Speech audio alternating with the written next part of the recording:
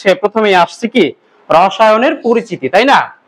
আচ্ছা, শব্দটা কি দেখো তো, রসায়ন, তাই না? ইংরেজি করলে হয় কেমিস্ট্রি। এটা কখন থেকে শুরু হলো? আচ্ছা, এখন সাল কত? 2025। হ্যাঁ, তাহলে এই যে সভ্যতা এক সময় এক সাল ছিল, তাই না? তাহলে তোমরা জানো যে যীশু খ্রিস্টের জন্মের সাল থেকে কি করা হয়? এক সাল গণনা করা হয়। কিন্তু তার আগে কি মানুষ বসবাস করতো না? করতো, তাই না? তাহলে এই যে ধারাবাহিক ভাবে ক্রমিক ভাবে কিন্তু সভ্যতা আমাদের আজকে এত উন্নত হয়েছে, তাই না? আমরা মরে যাব, তার পরবর্তী প্রজন্ম আসবে, তার পরবর্তী প্রজন্ম আসবে, দিন বা পৃথিবী তত কি হতে থাকবে? ডেভেলপ হতেই থাকবে, তাই না? আমরা যতটা সুখ শান্তি ইয়া করতে পারছি, কি বলে, ভোগ করতে পারছি, আগেকার মানুষকে সেটা করতে পারছে? পারে নাই। কিন্তু এই যে আমরা ভোগ করতে পারছি কিসের ফলে? বিজ্ঞানের উন্নতির ফলে। তাহলে এই বিজ্ঞান চর্চার দরকার আছে কি নাই? আছে, তাই না? তাহলে সেই বিজ্ঞানে কি রসায়ন, রসায়ন কি মূলত পদার্থের গঠন নিয়ে আলোচনা, তাই না? তোমরা বসে আছো টেবিলে, তোমাদের সামনে ক্যামেরা, তোমাদের সামনে বোর্ড, ইভেন হিউম্যান বডি, তাই না? সবকিছু কি দিয়ে গঠিত তা নিয়ে প্রথম যাদের মধ্যে চিন্তা আসছে সেখান থেকে না রসায়নের উৎপত্তি, তাই না? তো সেটা হচ্ছে রসায়নের পরিচিতি। এখানে অনেক কিছু সুন্দর আলোচনা আছে, দেখো যে রসায়নের পরিচিতি এবং প্রাথমিক ধারণা, এই ধারণাগুলোই তোমাদেরকে ভালোভাবে কি করতে হবে? আয়ত্ত করতে হবে। খুব সুন্দর করে বোল্ড করে দেখো উল্লেখ করা আছে, সেই সকল গুরুত্বপূর্ণ কথাগুলো আমাদের কি করতে হবে? জানতে হবে। দেখো, প্রথম আলোচনা হচ্ছে রসায়নের জনক, তাই না? তাহলে ফাদার বলে, তাই না? যে কোনো একটা সাবজেক্টের কি আছে বলো তো, শুরু করছে কে? হ্যাঁ, বা কার অবদান সব থেকে বেশি? তার নাম কি দেওয়া আছে? অ্যান্টনি ল্যাভুইসিয়ে। ওকে, তাহলে ওনার মাধ্যমে প্রথম শুরু হয়েছে। আচ্ছা, আলকেমির নাম শুনছো তোমরা? আলকেমি বা আলকিমিয়া, এটা কোথা থেকে আলোচিত? মধ্যযুগ থেকে। হ্যাঁ, মধ্যযুগ কত সাল থেকে কত সাল? 1200 থেকে 1800 সাল। 1200 থেকে 1800। তার আগে কি বলা হতো? প্রাচীন যুগ, তাই না? তাহলে তোমরা সেই সকল সভ্যতার সময় অনেক কিছু জ্ঞানী মানি ব্যক্তি ছিল, তাই না? তাদেরকে বলা হয় দার্শনিক, তাদেরকে বলা হয় কি? বিজ্ঞানী, তাই না? তো এই যে অ্যান্টনি ল্যাভুইসিয়ে প্রথম উনি চাইছে যে আসলে মানুষকে কিভাবে সারা জীবন বাঁচিয়ে রাখা যায়। কেমন ধারণা, চিন্তা করো, মানুষ মরে যায়, তাই না? তাহলে মানুষকে কিভাবে সারা জীবন বাঁচিয়ে রাখা যায়, এই ধারণা তার মাথায় প্রথম আসছে এবং এটা নিয়ে সে গবেষণা শুরু করছে। ছোট একটা ল্যাব বানাইছে তার, সেই প্রথম এই যে ল্যাবরেটরি, কেমিস্ট্রির সাথে সব থেকে আলোচিত শব্দ যেটা কি? ল্যাবরেটরি, তাই না?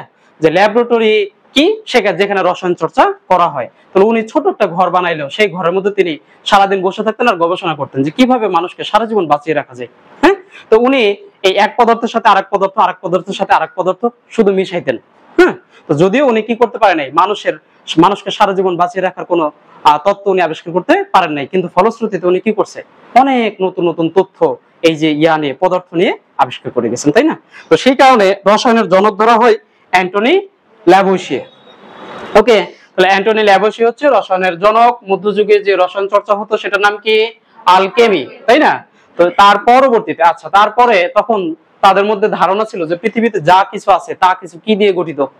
অনেক আগেকার মানুষ তৈরি করতো, যে মনে করতো যে আগুন, পানি, বায়ু, হ্যাঁ, এগুলো দিয়ে সবকিছু গঠিত। কিন্তু এই ধারণা কি সঠিক ছিল? ছিল না। প্রথম যিনি এই কথার বিরোধিতা করেছে তার নাম কি? ডেমোক্রিটাস। কে বলো? ডেমোক্রিটাস। তিনি কোন দেশের দার্শনিক? গ্রিক দার্শনিক। গ্রিক বলতে বর্তমান কোন স্থান? গ্রিস। কোথায়? গ্রিসের রাজধানীর নাম কি? অ্যাথেন্স। বুঝছো?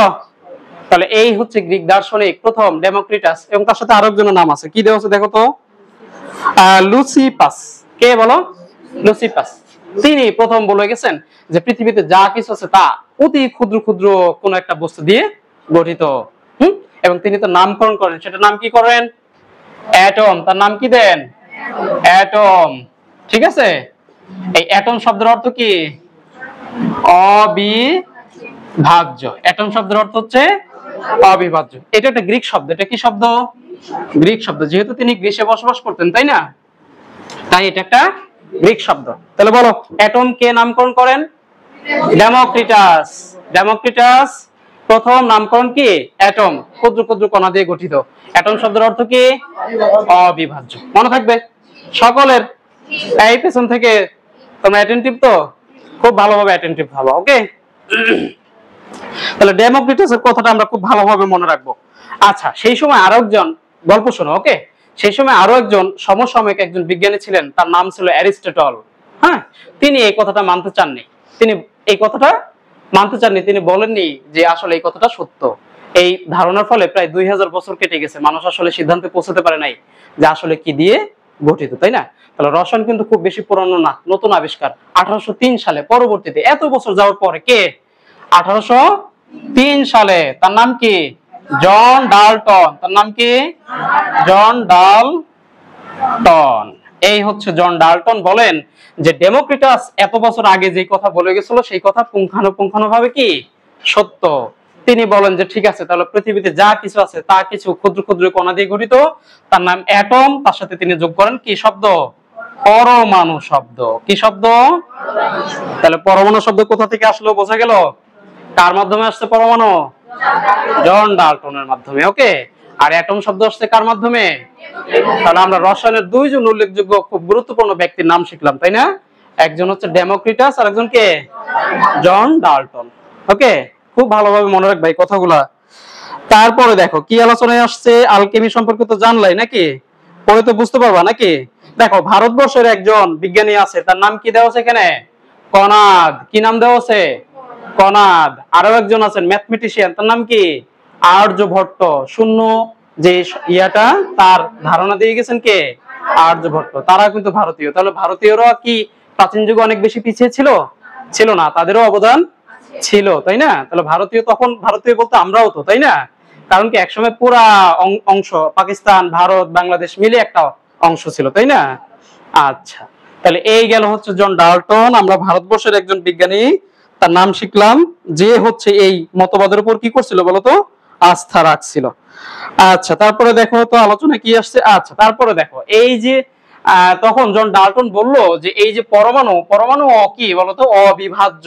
হ্যাঁ, তো এই কথা কি তারপরে সঠিক থেকেছে? থাকে নাই। তারপরে কি আসছে বলতো? তারপরের ঘটনা কি?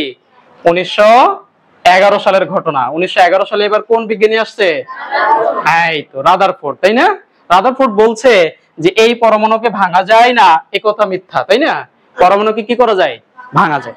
তাহলে দেখো চেষ্টার ফলশ্রুতিতে না নতুন কিছু আবিষ্কার হয়, তাই না?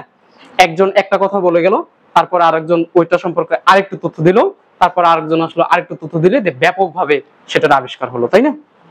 তাহলে এই যে রাদারফোর্ড কত সালে তিনি পরীক্ষা করছেন? আচ্ছা, ওনার পরীক্ষাটার নাম হচ্ছে আলফা বিক্ষেপণ পরীক্ষণ। ওকে, উনি কি করছে শোনো, একটু গল্প শোনো। সেটা হচ্ছে যে এটা তো সত্য যে এই যে সোনা, তারপরে কি আয়রন, তারপরে কি অ্যালুমিনিয়াম, তারপরে কি বলতো কপার, এগুলো খুব ভালো মানের ধাতু, তাই না? আমরা তো সোনার সাথে অনেক বেশি পরিচিত আছি না? সোনা তো তোমরা ইউজ করো গহনা হিসেবে, হ্যাঁ? বা তোমরা এটা এটা শুনে থাকো যে কম্পিউটার তৈরির জন্য আইসি ব্যবহৃত হয়, হয় না? আইসি হচ্ছে ইন্টিগ্রেটেড সার্কিট। কি দিয়ে তৈরি হয়? সিলিকন দিয়ে তৈরি হয়, তাই না? সেই জন্য আমেরিকার একটা শহরের নামই আছে সিলিকন ভ্যালি, তাই না? তাহলে এই যে ধাতুগুলো অনেক বেশি গুরুত্বপূর্ণ না? তাহলে সেই সিলিকনের প্রতীক কি? এসআই, তাই না? এসআই। তাহলে এই যে আমরা 118টা মৌল আছে, এটা তো তোমরা সবাই জানো, জানো না? পৃথিবীতে 118টা মৌল আছে এখন পর্যন্ত আবিষ্কৃত হয়েছে। তাহলে এই যে তার মধ্যে এগুলো হচ্ছে এক একটা কি মৌল।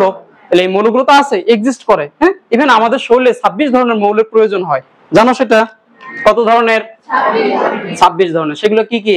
ম্যাগনেসিয়াম, তারপর তোমার কি আয়রন, ক্যালসিয়াম। শোনো না যে দুগ্ধ খেলে ক্যালসিয়ামের অভাব কি দূর হয়, তাহলে আমাদের দুগ্ধ খেতে হবে। কেন? আমাদের শরীরে তাহলে ক্যালসিয়ামের দরকার। আয়রন খেতে হবে, বা আয়রন কিসে পাওয়া যায়? ওই যে হ্যাঁ, পালং শাক, তারপরে কি বলতো কচু পাতা, হ্যাঁ, এগুলো অনেক ভালো না? এই স্বাস্থ্য সম্পর্কে এগুলো সচেতন করা হয় না? কেন করা হয়? আমাদের শরীরেও আয়নের প্রয়োজন হয়। এই সকল আয়ন আমাদের যাবতীয় বিপাকীয় কার্যগুলি কি করে? নিয়ন্ত্রণ করে। একটা যদি কমে যায় তাহলে কি হবা? অসুস্থ হবা, তাই না?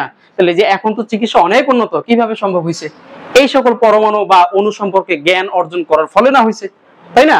তাই আমাদের কি করতে হবে? এই সকল জ্ঞানগুলো অর্জন করতে হবে। তাহলে কোথায় ছিলাম? ও, এই যে ছিলাম হচ্ছে যে পরমাণু সম্পর্কে ধারণা। তাহলে এই সকল পদার্থ, তাই না? তোমরা তো লোহা দেখেছো, দেখোনি? তাহলে লোহাকে যদি ভাঙতে থাকো, ভাঙতে ভাঙতে ভাঙতে অতি ক্ষুদ্র কণা, যেটা একেবারে খালি চোখেই দেখা যায় না, সেটার নাম ছিল পরমাণু। আগের মানুষ ধারণা করতো যে পরমাণু কি করা যায় না? ভাঙা যায় না। কিন্তু এই রাদারফোর্ড এসে বলে গেল যে না, পরমাণুকে কি করা যায়?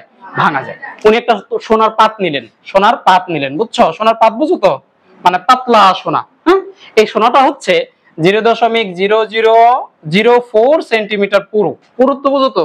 এটা হচ্ছে পুরুত্ব, তাই না? পুরুত্ব হচ্ছে তার। তাহলে এত পাতলা একটা সোনা নিলেন, নেওয়ার পরে উনি কি করলেন, এই আলফা কণা বিচ্ছুরণ করলেন। এখন শোনো, খুব গুরুত্বপূর্ণ, আলফা কণা কি সেটা শিখতে হবে তোমাদের। হ্যাঁ, আলফা কণা হচ্ছে যে, আচ্ছা বলো পর্যায় সারণীর প্রথম মৌল কে? হাইড্রোজেন। হাইড্রোজেনের পারমাণবিক সংখ্যা কত? 1। আচ্ছা, এটা হচ্ছে হাইড্রোজেন। হাইড্রোজেনের পরে কে? হিলিয়াম। হিলিয়ামের পারমাণবিক সংখ্যা কত? 2। তাহলে তার ভর সংখ্যা আছে না? কত? 2 দুগুণে 4। কত বলো? 2 দুগুণে 4। তাহলে 4 কোথায় লিখতে হয়? ওপরে। হ্যাঁ, পরমাণু দেখতে কেমন? এমন গোল আকৃতির না? শিখনি? মাঝখানে কি থাকে? নিউক্লিয়াস থাকে। মাঝখানে কি থাকে? নিউক্লিয়াস থাকে। আছে না নিউক্লিয়াস?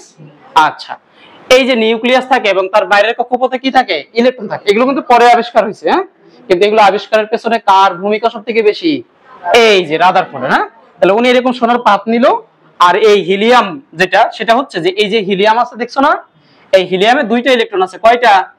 2টা। এই 2টা ইলেকট্রনকে ত্যাগ করাই ফেলো।